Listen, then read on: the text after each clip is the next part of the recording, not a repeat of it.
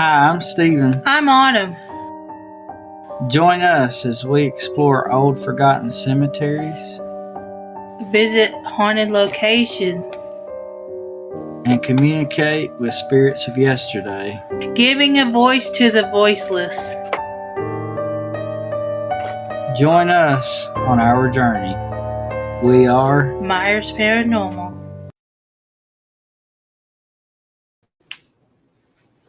Hey everybody. Y'all. It's good to see Hope everybody's having a wonderful day. each and every one of y'all tonight. Let's see who we got in the house.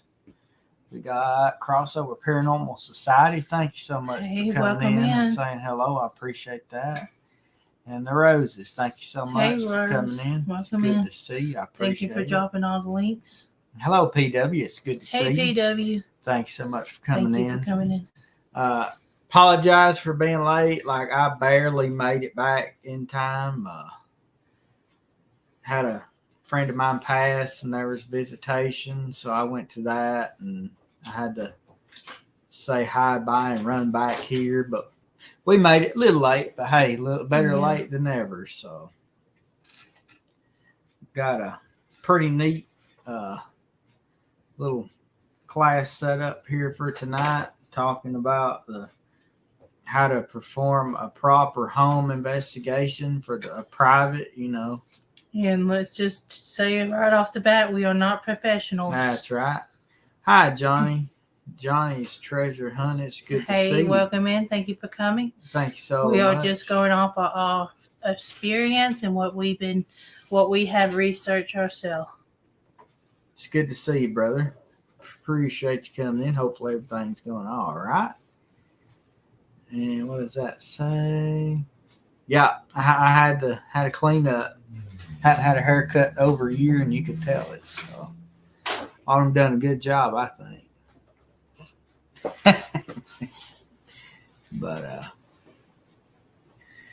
yeah, I hate funerals, especially when they're good friends, But we just remember the good times. And I knew it was you, John Boy. I seen the face on there, and I'm like, wait, who is that? And I'm like, I recognize him. It's so good to see you, brother. Hopefully everything's going all right. And let's see. Always glad you. Well, I need mine fixed, so mine fell apart. I gotta get them fixed tomorrow. So I'm going, what does this say again? But gonna wait for I'm like what's it, Bama? Feeling for her glasses. Yeah. On Scooby-Doo. Mm-hmm. Yep. I just can't see without my glasses. But oh yeah. I thought you fixed it. What does it say? What happened there? He's spamming the again. Beep, boop. I did fix it. He's saying yes. What did he say? Hold on. Emo. I gotta fix that. Hold on. I'm still working. Nightbot, we accept emojis. Emojis are our favorite. This is timed out by. Did he time him out?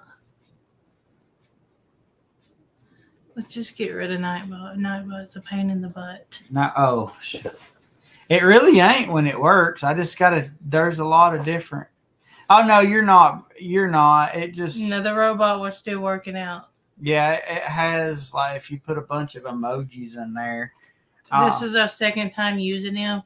We already put him in timeout once. I did fix it for the caps. So we're still working out the kinks. Yes, we are. So now we have to fix that part. It's easy, though. While we let a few people come in here, I will get that going. So, because we like all our emojis. Yeah, we do. Like our ghost nerds. Hey, Spooky. Well, hi, Jimmy. It's good to see you. Thanks so much for coming in. I appreciate that. Let's see. Because, let's see. I was looking for my own chat. Because I'm going to spam my own chat and see what it does. It better not try to spam me. It will. Just give me just a second so that I can. We'll find it. As soon as I find where I fix that at, we'll. There we go. Access cap. There we go. I got it. Links. I'll disable that. I'm gonna pretty much disable all of it except for blacklist words. There we go, guys. I got that fixed. Sorry about that. She's already timed him out before I could get in trouble. But he really can't be timed out because he's like. It says timing out. I know, but he's technically like a mod though. So, but anyway, sorry about that, guys. I just disabled them all except for obviously the cuss words because we don't need that. And let's go ahead and if you put in just Ghost Nerds without the hashtag, it'll drop the links. Is that what it did? Did you do it? Just see what it? No, I was just saying she put hashtags. Okay. But if you feel like if not, Rosa can do it since she's here. Yeah. He's to pick up the slack when she's not here and Nope. not feeling well. No, we're not going to time you out there, Jamie. It's just old Nightbot. We're still trying to figure that thing out, which we about got it ironed out. But all right, now let's get into tonight's class. Last time, we done the first investigation, the things you do, but we had to do a whole nother separate class on private resident investigations because that is a whole nother ball game with legalities and everything. The first thing that you want to do, obviously, you want to go to them, talk to them, listen what they have to say. Goat nerds. You can be the ghost. The goat nerds. That's great. But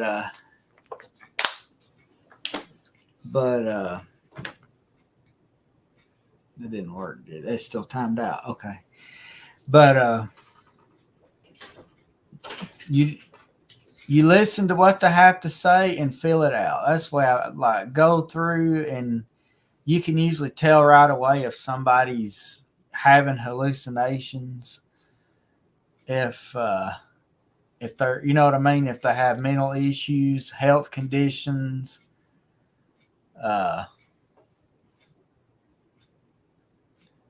you for that. But you're a teacher. You know a lot more we do, but and y'all can add more in the comments too when we get started. But you can typically walk a location and feel, is there something evil here? You feel something negative, or you can feel something that's positive. What's happening. Or first take your K2 meter and stuff like that. Yes, as you're walking and through. Debunk stuff. Be like, which places do you feel sick, or you feel the most energy and stuff like that? Yeah. And then that's when you take your equipment and try to debunk stuff before you get into the investigation. Yeah. And and then once you feel like you're going to take this case on, that's when you sit down, and that's when you need to have some paperwork. They have actually a sample in this book, and it has a written agreement. Like it has your rights to have your name not told, your house, nothing about the story. But then it has different boxes to check whether you wish full privacy. You're not allowed to use any of this stuff in video form for YouTube.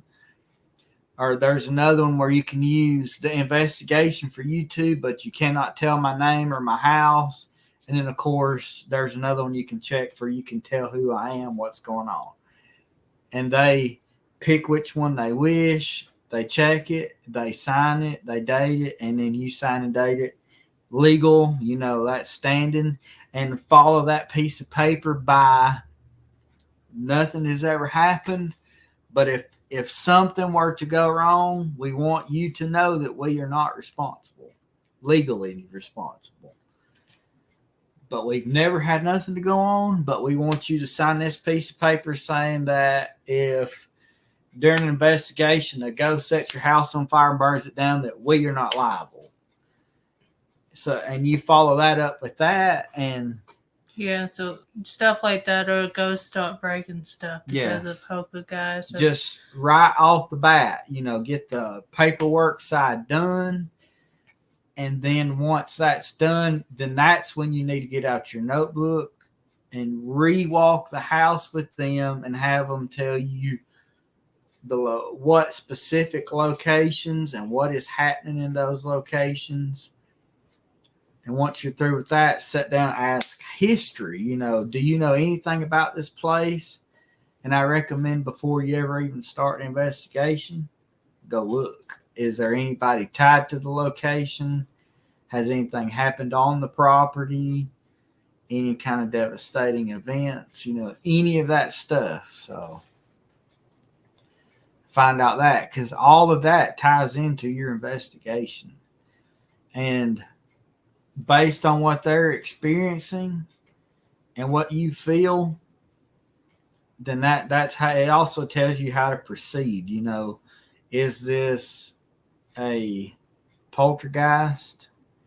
Is this an intelligent haunt, or is this something evil? There's something else to help you figure it out. And we have some fellow investigators that we do that we talk with, went and investigated with. When they do an investigation, they usually include a priest and a psychiatrist or doctor or something of that nature, where they can speak to the client and rule out automatically that they have no health conditions that could be causing any kind of hallucinations, and a priest that can speak to that person and automatically pick up, say, hey, this person has something that's not right, and I don't recommend doing an speaking with the client by yourself. Have multiple, like a couple of you. That way, you both walk the place. Each person may feel something different, and you can put what you got together and come up with a game plan. So, and then based on their story and where the haunts are, you can put your cameras or your equipment in them locations first. Yeah. And then when you walk the place, and then you can put the rest where you feel best. That based fitted on what their experiences are is how you proceed in your investigation. And also what they've experienced could also tell you the best tools for the job, because not every place has the same thing. They may experience a lot of cold spots. Well, that's where your thermal imaging would come in. And like shadows and things, that would be where a good steady cam, or possibly like a game camera type thing that senses movements. Some places, but they may not move anything or can, but you can hear things. That would be where you could use a digital voice recorder, or, of course, obviously your apps and things. Like I said, each place has different things going on. Hi, Native Wild Man Sean. Welcome in. It's good Thank to you see for coming. Thanks so much for coming in. And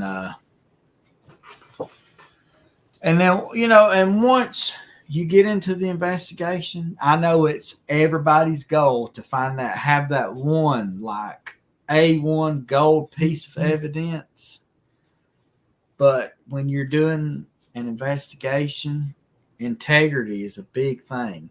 Respect. Hey there, Jonathan. It's good to see you. Hey. Thanks so much for coming. Respect for them, And if they have any special request, follow that. Do not go in this room. Guys, do not go in that room. And when you actually begin an investigation, when you come in, I suggest treating this like you're actually going hunting. Like when you take showers, do not use scented soaps or perfumes or colognes or any of that, because you may be in that investigation and all of a sudden you smell a woman's perfume or a man's aftershave. But how are you going to disclose that if somebody's wearing that? Yeah. Also, I know it's really hard for people not to smoke. I recommend not smoking on or around or during an investigation, because an old man's pipe smoke may come through. How are you going to disclose that and prove that if somebody's been smoking? So, you don't want to contaminate your evidence, and you don't want to fake it either. Like, if, one of the best examples of that would be if you're doing a digital voice recording and you move your foot, say, hey, I just moved my foot, that was me. So that you're not thinking that while you picked up something, and it may, it could be contaminated evidence. So just always want to be honest. If you're outside in the cold walking around an investigation and you see fog running across that's unexplained, that could be, from your breath. You have to be able to prove or disprove. Usually I'm trying to disprove everything I can, because if you're disproving your own stuff or trying to and you cannot, then who else can? Because that's usually what people's here. They're trying to tear each other apart and disprove it anyway. So let's see. Don't drink roses infused in this, right? So all of that plays in, and just, and if you're going in a team, you have to have strict rules. Everybody has to follow them. And it just I know it seems like it's not very fun when everybody's like being demanding and all that, but it's different when you're paid to go in a place. You can do whatever you want. But let's see. We loved everyone here. We help each other out. We're awesome. Have any questions? That's right. Yeah. Absolutely. We try to answer everybody's questions if possible. So, what was that infused? Oh, it was, it's like you take roses, and I don't know if it's in oil or water, but probably water, but it's like infuses the water, and then when you drink it, it comes out in your skin. But let's see. Consult the book. Yeah. Well, you can have fun on an investigation, but don't horse around, because you will never catch anything. Yes. Because you got to be quiet to be able to hear your surroundings. And I recommend, before you sit down with the client, have your questions written out. What you want. Just go ahead and prepare ahead of time. Have your questions written out, and then write their answers to go with them, so you can look back at that. Do your research, see if you can find anything history-wise. Do your experiments. They're having an experience where they're walking across the floor, and all of a sudden it sounds like somebody's walking behind them. If they have certain floors, you could be on one side of the room, and that weight can bring up can counteract something in another part of a floor, and it sounds like somebody's walking. You know what I mean? All those different things to try to, make sure that your evidence is evidence, that it's not just what it says: heat, rain, cold, briars, clear, Margot's. Right, we do. Yeah. We try to. And when you're going through your data, only draw conclusions on what it says. You can take personal accounts into account, personal things, but add that with your evidence, and that's how you come up with your conclusion. Always be thorough with keeping your records. Always keep in mind that it's... Well, hi, Sandra. Hi, Sandra. Welcome. It's good to see you. Thank you for coming. Thank you so much for coming in. Hopefully you and the family's doing good. But and don't forget that key. Always respect. Yeah, it's respect for everybody. And always remember, it is your responsibility to the client, your team, and yourself to be honest in everything that you do during an investigation. And if you find you see something happening before your eyes, but you go back and you figure out that it's something else, go with what you figured out. Don't try to, let's get rid of this so everybody thinks that this happened. So,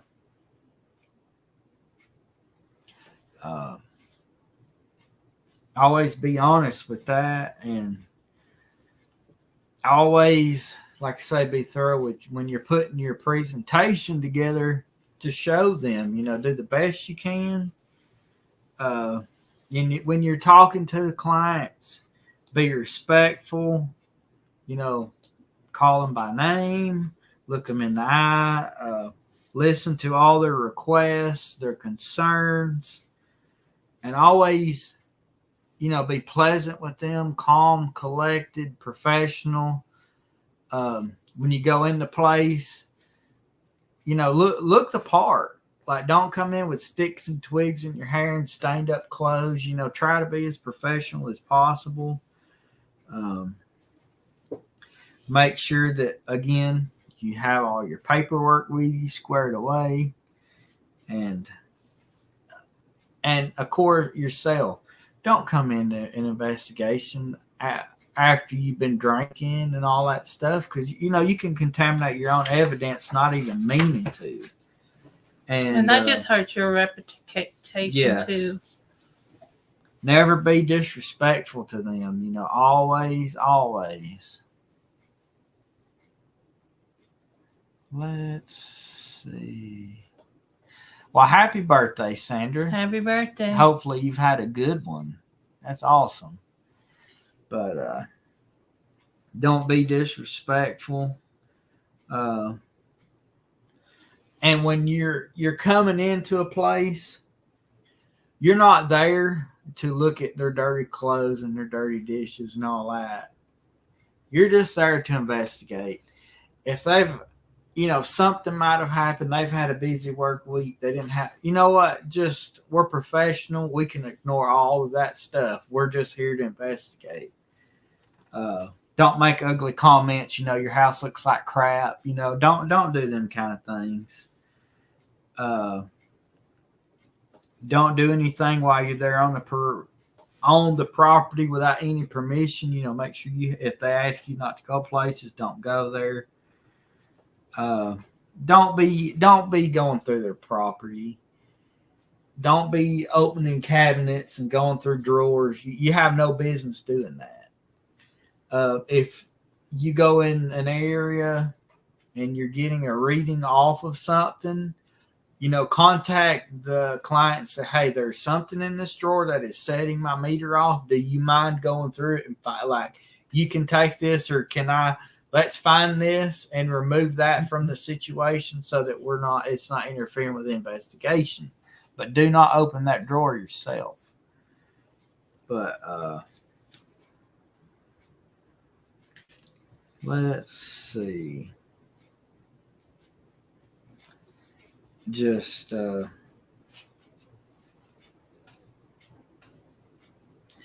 yeah, I'm fitting to get to that after he gets done. What is it? And don't be a jerk. Yes, and that goes along with it too. When you're doing an investigation, the ghosts are also technically the clients. Yes. If it's there, if you're not getting your results that you want because you want to be, if you want to, because you're one of them people that has to get that results and it's not working out for you, do not intimidate the ghost. Do not make them mad, because that's just putting, who knows, because you don't know what you're dealing with. Mm-hmm. And that's just putting y'all at risk, the client at risk, the house at risk. Always go in at respect, even if it takes a while to get your results. Yeah. Because it takes time to get results for the spirits, the ghosts, to get to know you and trust y'all. And here's another thing. When you're in there in investigation and somebody begins getting respectful, stop the investigation and remove that right then. Like, do not, like, you right then. Handle it right then. Do not let it continue. Hey, Ace, welcome in. Hi, Ace. It's good to see you. Thank you so much for coming in. Appreciate it. But if you have any issues that arise, right then, hey, we have a responsibility to the client. We got to be respectful. And to protect the rest of the group. And if it continues to happen, that is when you remove the person. It is your responsibility to stop any and all disrespect in any way. If you catch somebody digging and things they shouldn't be, it's time to make them go, because that can end. Obviously, it could deter the client from ever using you again.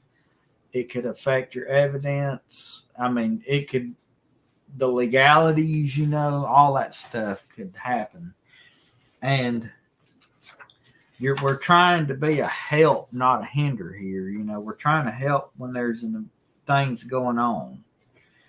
You have to have good leadership. If you're running a paranormal team, you have to lead it. If you see things that's going wrong, it's time to call a meeting, call everybody back to home base and say, hey, this is happening and this is happening. We do not allow that. It's time to stop. If you cannot stop, we need you to stay back here.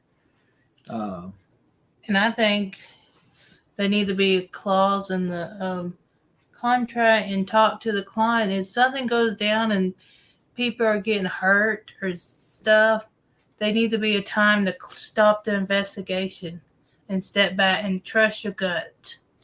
Yeah. If people are getting hurt. Yeah. That's when you need to trust your gut and stop the investigation. And some people, they get something and it's a little something simple and they act like it's something big. They get what sounds like a scrape across the floor and they blow it out of proportion. Say, hey, we caught somebody walking across the floor. You know what I mean? Like, you have to take the investigation and what you caught for what it is. Don't make anything bigger or smaller out of what it is. If it's a small piece, it's a small piece. If it's a big piece, it's a big piece. But, don't take it out of proportion. And that's usually how you get, they ask you to come back, Yes, we always go in twos or more in a group, especially when you're doing a house investigation. Mm-hmm. You need a team, a bigger team than if it's a bigger house. But if people are getting sick or getting scratched or anything like that, and you feel like it's not safe to be there, you stop and you call the client and you tell them it's not safe for that night. Yeah. Hey, Shaw woman. Hi Thank there. you for coming in. It's good to see you. Thanks so much for coming in. And you always want it to be a pleasant experience. If something arises, like she said, there's things flying, somebody's being physically harmed more than, like getting pushed down a flight of steps, things like that. That's when you take the client in and say, look, this is happening. We need to stop this investigation right here. We need to proceed with other steps like, the house cleansing and things like that, then, you can continue on afterwards, or there may be no need for investigating afterwards because you go over the evidence and then you continue if you have to. Yeah, and of course you got to also take into consideration the natural causes for some of the evidence too, like a house creaking. You can't always assume that that's somebody walking across the floor, because it could be, the house settling. You have to be, use common sense and your wits. About you to know what's the difference. And Rose is going to pull a Jared. Yeah. I can see Steven do it. But, and here's something else. Once you want it to be so interesting that you start faking evidence. Let's see. That's how I got my second channel, Square Pants Paranormal. That's awesome. But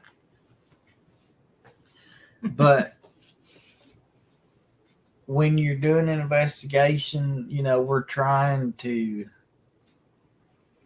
It's number one. It's about three different things: getting the client peace, getting the spirit peace, and then continuing to move the paranormal field forward, creating fake evidence and hoaxes and setting up machines to make things rock. Once you've been caught doing that, it spreads fast, and that tarnishes your image and your team. Yeah. You don't want that. And that doesn't help you or the client, because you want to bring peace to the client, and the whole point of the investigation is to bring peace to the client and see if they can still continue living in their house. Yeah. And just like Autumn said earlier, part of when you do your initial walkthrough of the house, that's when you're trying to sense what's going on.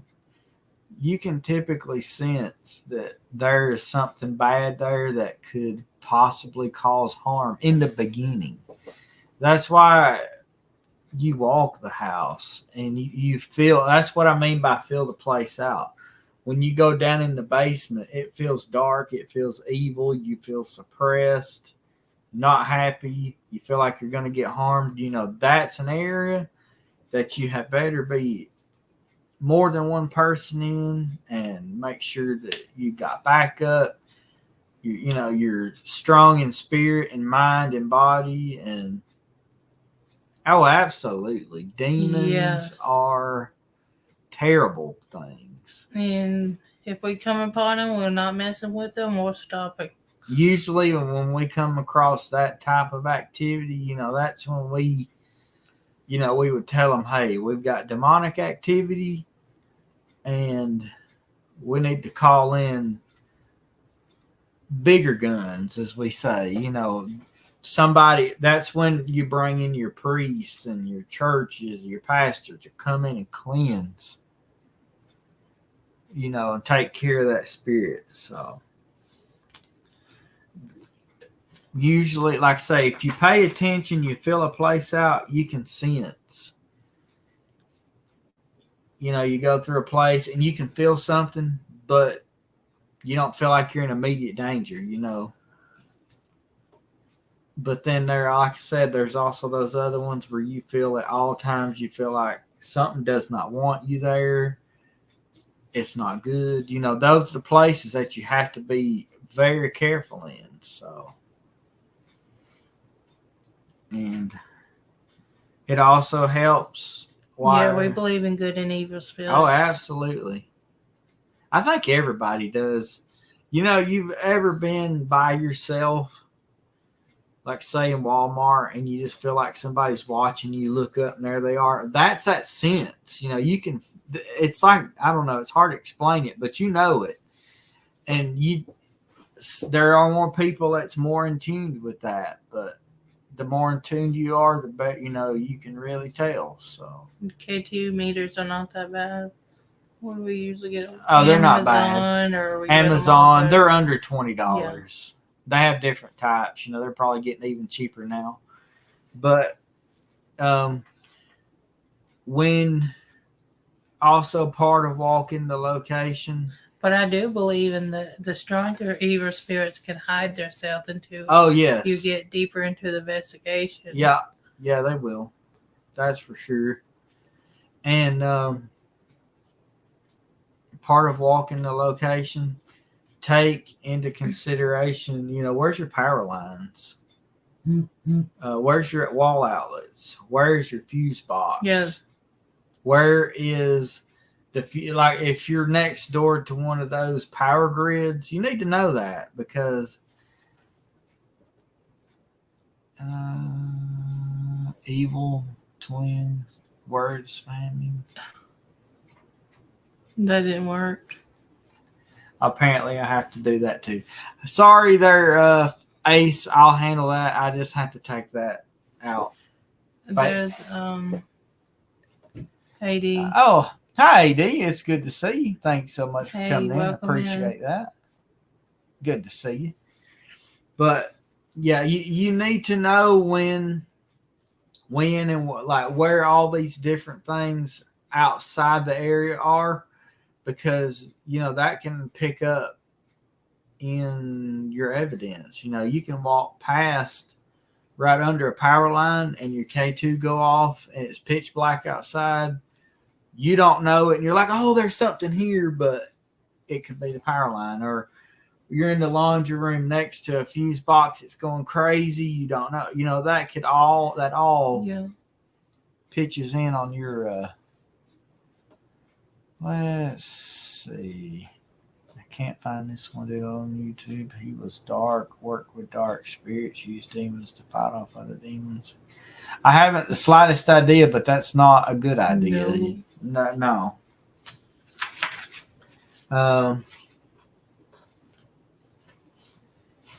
And something else, when you're doing locations, there are some places that don't even have power at all. How do you power all your equipment when they're in the wall outlet? You have to be sure that you have charging stations and lots of batteries and things like that.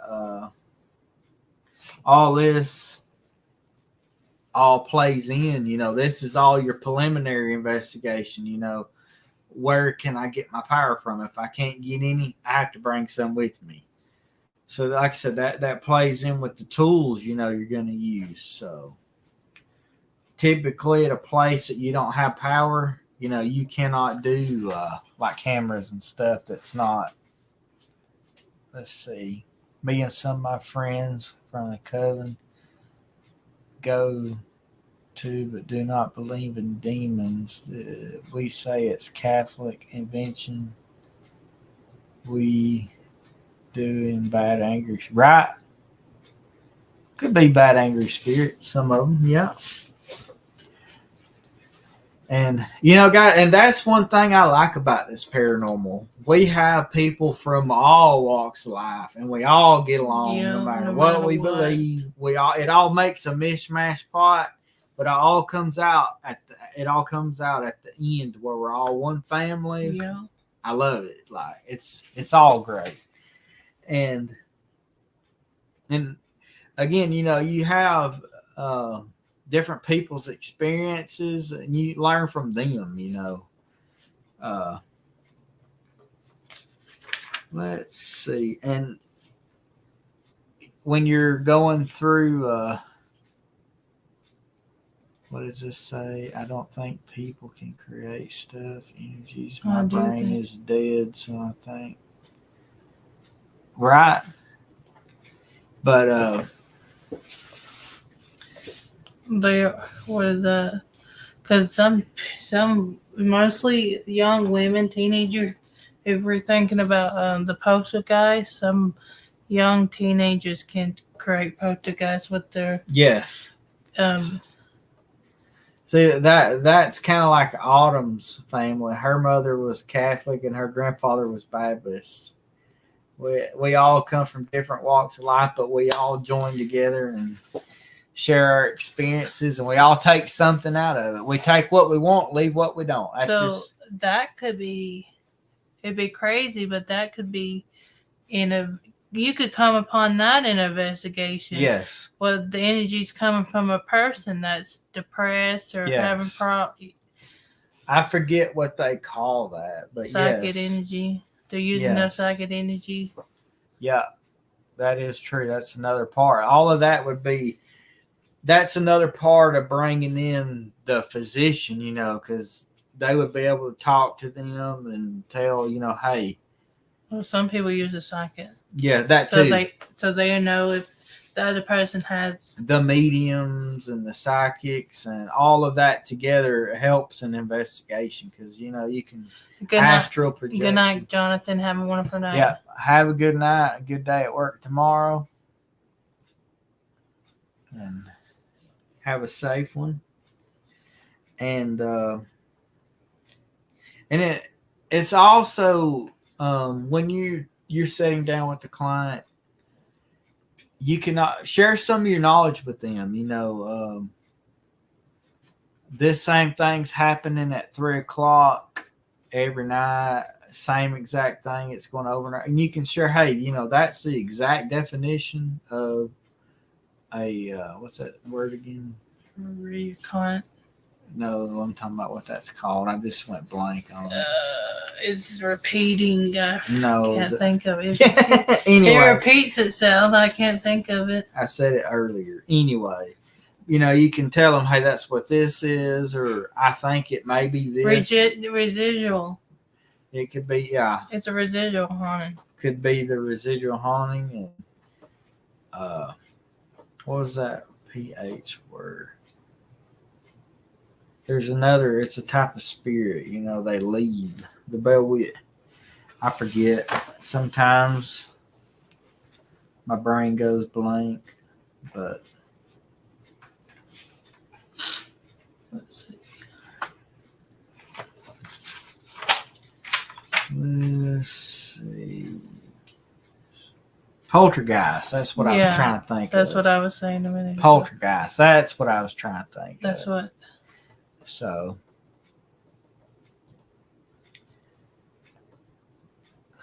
not to pay the Great Spirit or Norse deities, right? Elementals. That's when we say when we did the protected class, pray to your supreme being. Yes. Who you pray to. Yeah. Because we know everybody on here is different, and that's fine. Yeah. That's what we love about this. We can all get along and share our experience, our beliefs, everything. Yeah. And still get along. Yeah. But basically, out of this lesson, it's all about the client. It's all about the spirits. You got to take responsibility and make sure everything's done thorough. Cover your hind end with legal paperwork. Do your research and make sure you're honest and respectful and true to your, to the field when you're doing the investigation, reviewing the evidence. I mean, like I said, it's really, really key that when you're doing that, when you present this evidence, it's real evidence. It's not faked. True to the field, And I think next week we may get into more on how to review the evidence part of it. I don't know. I don't know where we're going from here. It could be maybe we might get into the actual in depth with talking to the client, like what type of questions, and we might dig a little deeper into this one here that we're doing, the residential. Dig into the specific questions to ask and what some of the paperwork you want to say. All we may dig into this one a little deeper because it definitely deserves more than one. That's for sure. But yeah, kind of. Yeah, I don't typically say ghost hunter, paranormal investigator, and researcher. That really, because to me, we're not trying to go and hunt a ghost. We're not catching nothing. Yeah, we try to help them. Yes, that's another one. Do you charge to investigate someone's house? That's up to you. You may ask them, to cover your gas or something, but that's all. To me, I don't think you can charge somebody until you're like absolutely deadhead professional. You've done a many of them. Yeah. Hey, Bud Files. All right, there we go. Hi there. It's good to see you. Thanks so much for coming in. And yeah, most of them, I don't think I would. I wouldn't charge, not really. No. But I guess that part's up to you, But like I said, I think we'll dig deeper next week into this a little bit, going into, let's get into like the specifics, what the paperwork should say, or get into the actual, like when you sit down, what kind of questions that you would specifically ask. And then maybe after that, we may get into how to review the evidence, Mm-hmm. So we're just going to keep this class thing going because I enjoy it. It's fun. Let's see. You better have some evidence of your success. Yes. Yeah. Yes, that's true. That is true. Absolutely. That's one thing. Bring your protection with you. Yeah. And I mean, I don't charge. I just don't feel like I would charge either because you're trying to help them out. And it's something you enjoy and you get the more experience and it's something, it's something you haven't got to do. Yeah. You hardly get to do houses when you get a chance to do a house or jump at it. Yeah. And going back for hundreds of years, only in modern day times have doctors ever started charging. Because back old mountain men and women that went to all the house, they didn't charge for that. The priests didn't charge, it was part of their job and they done it for free. And it was almost like a sin to ask money for help. Because, when you're lending somebody a hand, just a gratitude and seeing them get their relief that they need and knowing that you've helped the spirit out, that should be enough. To me, it should be. I think, like I said, that's going to be all for this week, guys. We got to get on going with Hope's. Oh, yes. He has 2 channels, by the way. Whitflix and doing the video reviews and all that stuff. Good. It's actually pretty good. You need to go and watch it. He does full-length videos like Maximum Overdrive. That was really good. So, but what does that say? Capitalism is a sin. All right, yeah. But